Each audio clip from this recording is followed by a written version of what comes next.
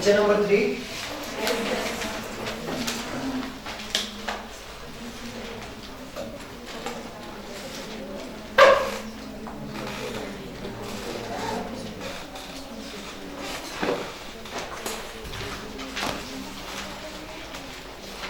Lecture number 3 में सबसे पहला क्वेश्चन हमारा ये होगा कि जो कल हमने डिमांड का कर्व पढ़ा था और डिमांड का कर्व हमने देखा था कि लेफ्ट टू राइट उसकी डायरेक्शन डाउनवर्ड थी और रिलेशन क्या था, इनवर्स था या नेगेटिव था।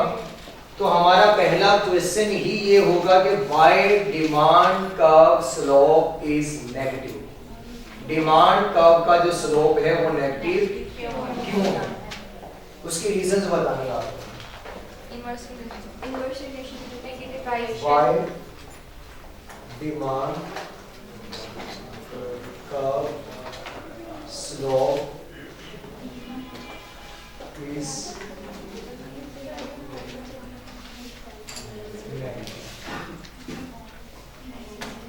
ये हेडिंग भी है और ये हमारा टॉपिक भी है जो हमने डिस्कस करना है।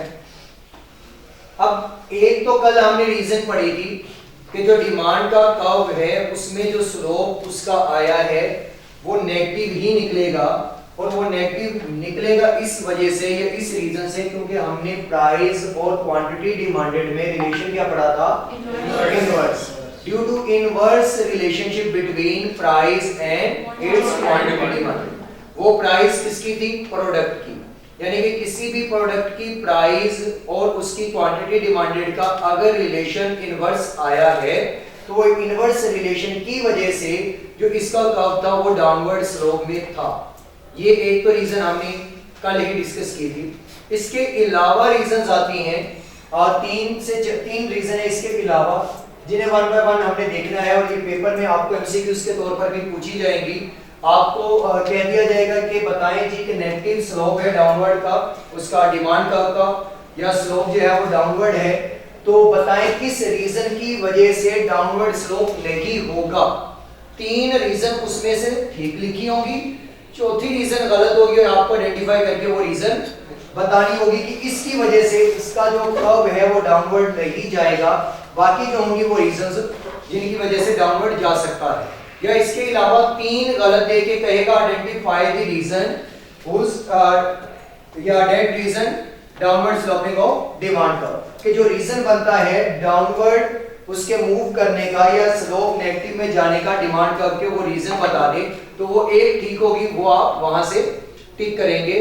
तो या तीन गलत देके एक ठीक देगा या आपको तीन ठीक देके एक गलत देगा या दो गलत देके दो ठीक बताएगा और अगर दो ठीक बताएगा तो कहेगा सिलेक्ट एनी टू ऑप्शंस, कि दो ऑप्शन इनमें से सिलेक्ट करें जो कि ठीक हैं, या कह देगा select any two option which not related with this question, किस क्वेश्चन से दो रिलेट नहीं करते वो आप आइडेंटिफाई कर लें। और अगर इनमें से कोई एक आप लोगों का ठीक होगा एक गलत होगा तो जो ठीक होता है उसका एक नंबर मिलता है और जो गलत होगा उसका एक नंबर नहीं मिलेगा, क्योंकि एमसीक्यूज होते हैं दो, मतलब दो टिक करने हैं, नंबर भी दो हैं। अगर एक टिक सही हुआ एक गलत हुआ तो जो सही है उसका एक नंबर मिलेगा, जो दूसरा गलत हो गया उसका नंबर नहीं मिलेगा। तो यही रीजन है जिन बच्चों का 49 पे पेपर फेल होता है। मींस कहते हैं कि सर दो नंबर के एमसीक्यू से 49 पे कैसे फेल हो गया, तो 49 पे यही रीजन होती है कि जो दो आपने ठीक करने थे उनमें से कहीं कोई एक ठीक हुआ होगा दूसरा ठीक नहीं हुआ होगा, जिसकी वजह से वो एक नंबर उसे मिला है। अब उसमें पहली रीजन है इनकम इफेक्ट।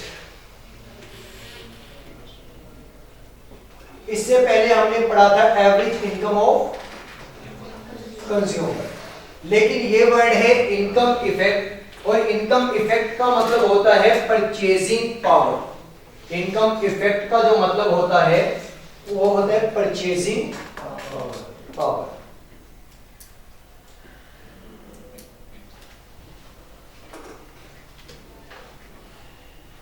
अब इसकी एक एग्जांपल लेते हैं इनकम इफेक्ट में। मिस्टर कौन सा मिस्टर है, श्याम,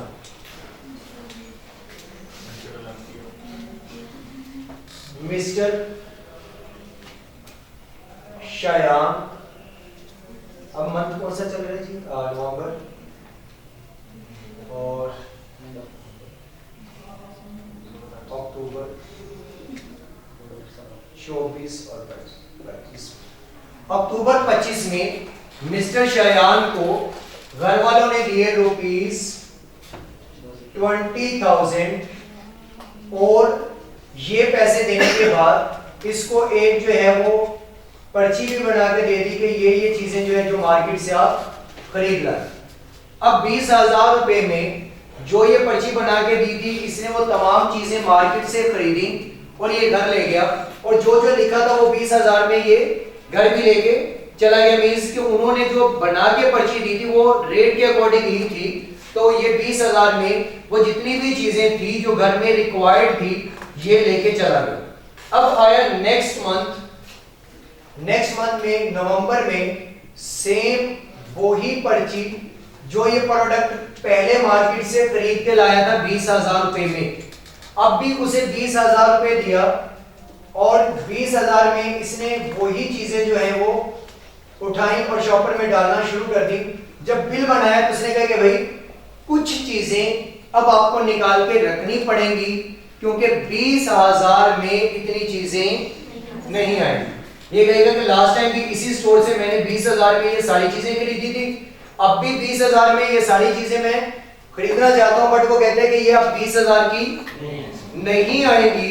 अब या तो आपको पैसे और देना पड़ेंगे अगर ये चीजें खरीदनी है, या भी इतने पैसों में आपको चीजों को कम करना पड़ेगा। मींस कि अगर इतने पैसों में चीजें खरीदनी है तो जितनी आती हैं आपको उतनी मिलेगी, कुछ चीजें आपको शॉर्ट करना पड़ेगी और अगर सारी लेके जानी है तो उनकी क्वांटिटी क्या करनी पड़ेगी, थोड़ी सी कम करनी पड़ेगी। तो अक्टूबर से नवंबर के दरमियान ऐसा क्या हुआ होगा कि 20,000 में जो लास्ट मंथ में सारी चीजें खरीदी थी अब वो इसे नहीं मिल रही, प्राइस इंक्रीज हो गई होगी। प्राइसेस के इंक्रीज होने से अगर प्राइस हुई इंक्रीज तो इट्स मींस के क्या हुई होगी, इन्फ्लेशन। इन्फ्लेशन किसे कहते हैं जी? महंगाई को। अब हो गई महंगाई, अक्टूबर से नवंबर तक महंगाई हुई, चीजें हो गई महंगी और अगर चीजें महंगी होंगी तो परचेजिंग पावर कम होगी या ज्यादा? कम। कि जो चीजें खरीदने की सलाहियत है बढ़ती हुई प्राइस के साथ वो सलाहियत क्या हो जाएगी, कम हो जाएगी। तो क्वांटिटी डिमांडेड जो पहले अक्टूबर में खरीदी थी अब नवंबर में उससे क्या हो जाएगी, कम, due to purchasing power. Purchasing power क्यों इफेक्ट हुआ? प्राइस के कम होने की वजह से। तो इनकम इफेक्ट में फर्क आया है। पहले थी एवरेज इनकम, इनकम बढ़ी, अभी इनकम दोनों तरफ क्या है, सेम है, लेकिन इफेक्ट किस चीज का पड़ रहा है मार्केट में कि 20,000 रुपए पहले लेके गया था, 20,000 ही अब लेके गया है, लेकिन कीमत चेंज होने की वजह से, प्राइस चेंज होने की वजह से क्वांटिटी डिमांडेड पे फर्क पड़ा। प्राइस ज्यादा हुई तो क्वांटिटी डिमांडेड कम हो गई। तो प्राइस के ज्यादा होने की वजह से अगर प्राइस को रिलेट कहीं किसी से ना करें तो कल वाला ही इफेक्ट बनता है कि प्राइस के ज्यादा होने से क्वांटिटी डिमांडेड क्या हो गई, कम। हमने कहा कि यहाँ प्राइस ज्यादा हुई तो कहते प्राइस ज्यादा हुई तो मींस कि इन्फ्लेशन है, परचेजिंग पावर हो गई होगी कम। तो हमने कहा इसका मतलब है कि हमारी इनकम इफेक्ट होगी। अब अगर इनकम पहले से ज्यादा होगी तो कहीं जाके इसको हम जो है गुजारा करेंगे, अदरवाइज अब गुजारा करना मुश्किल होगा। लेकिन ये हुआ किसकी वजह से, प्राइस के ज्यादा होने की वजह से। क्वांटिटी डिमांडेड कम हुई तो रिलेशन प्राइस और क्वांटिटी डिमांड के दरमियान इनवर्स हुआ, उससे परचेजिंग पावर इफेक्ट हुई थी। तो यहाँ पर भी इनवर्स रिलेशन होने की वजह से उसका जो कर्व है उसका स्लोप डाउनवर्ड है। लेकिन रीजन क्या बनी मेन, इनकम इफेक्ट, यानी कि purchasing power. Purchasing power effect हुई है वो किसकी वजह से हुई है, प्राइस की वजह से।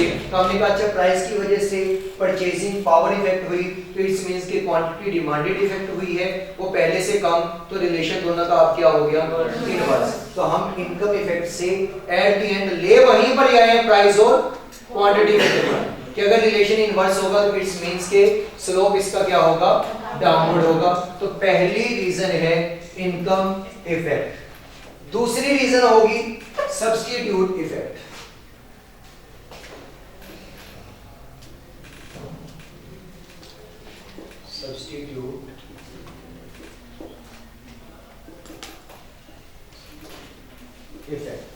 अब वर्ड सब्स्टिट्यूट का मतलब क्या होगा कि अगर कोई एक प्रोडक्ट मार्केट में है तो उसके जैसी कोई और प्रोडक्ट भी मार्केट के अंदर मौजूद होगी। अगर मैं ये कहूं कि कोई एक प्रोडक्ट मार्केट के अंदर मौजूद है और उसका कोई भी क्लोज सब्स्टिट्यूट मार्केट के अंदर मौजूद नहीं है, तो फिर वो प्रोडक्ट हर एक के लिए खरीदना क्या हो जाएगी, जरूरी। कोई और ऑप्शन मौजूद नहीं है ना।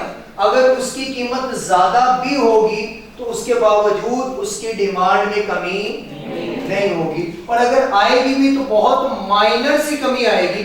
अगर आती भी है तो बहुत माइनर सी कमी आएगी, क्योंकि उसका कोई ऑप्शन मौजूद नहीं है, तो मजबूरन हमें वही प्रोडक्ट खरीदना पड़ेगी क्योंकि उसका कोई सब्स्टिट्यूट नहीं है। लेकिन ये इफेक्ट किसकी वजह से होगी, सब्स्टिट्यूट। तो मींस इसका कोई ना कोई सब्स्टिट्यूट होगा।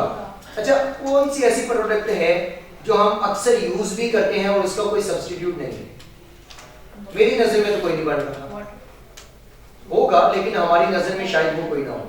तो नहीं, वाटर का सब्स्टिट्यूट तो कई है, बोतल भी है, उसका सब्स्टिट्यूट बन जाती है, ऐसा तो नहीं है।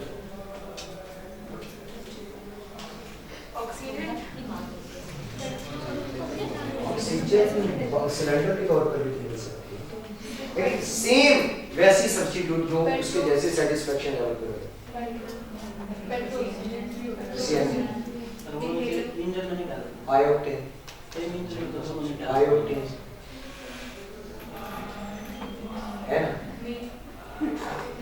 आयोक्टेन डाल लेना, पेट्रोल नहीं मिल रहा तो जो शांता, सोचें इसका सब्स्टिट्यूट। कहवा अलग चीज है, वो चाय से रिलेट करता है।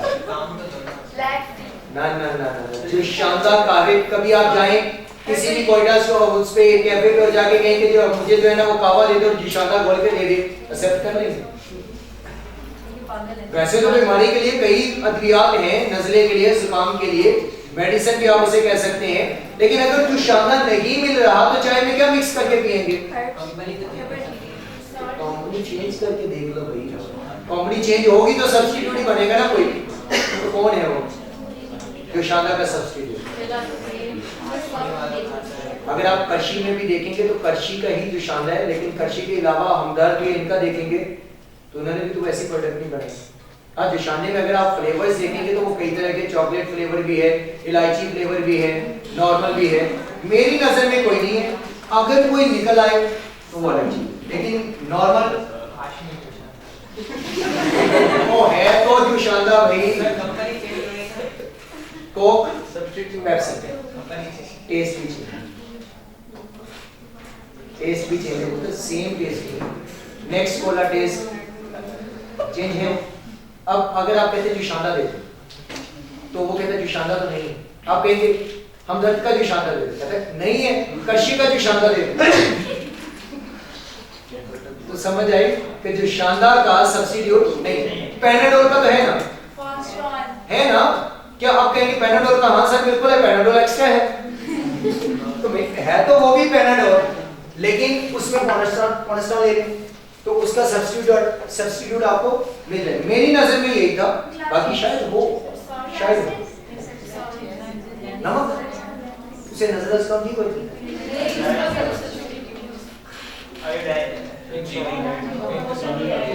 शायद पता नहीं। नमक का सब्स्टिट्यूट आपका तो है, आपका तो सब्स्टिट्यूट है ना? आपका सब्स्टिट्यूट नहीं पता?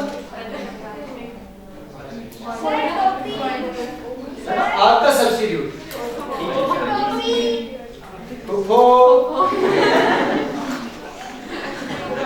है, रिश्तेदार है ना सब्स्टिट्यूट आपके? आग लगाने वाले तो वो भी है, मींस माचिस, लाइटर, रिश्तेदार, ये आपस में क्या सारे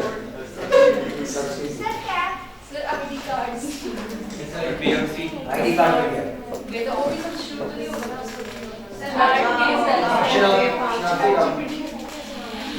मैंने कहा शायद आईडी कार्ड से वो अगर एज के और इसके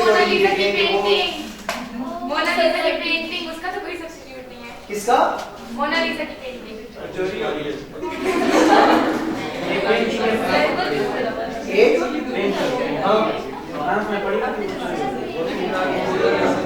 हाँ तो कुछ चीजें ऐसी हैं।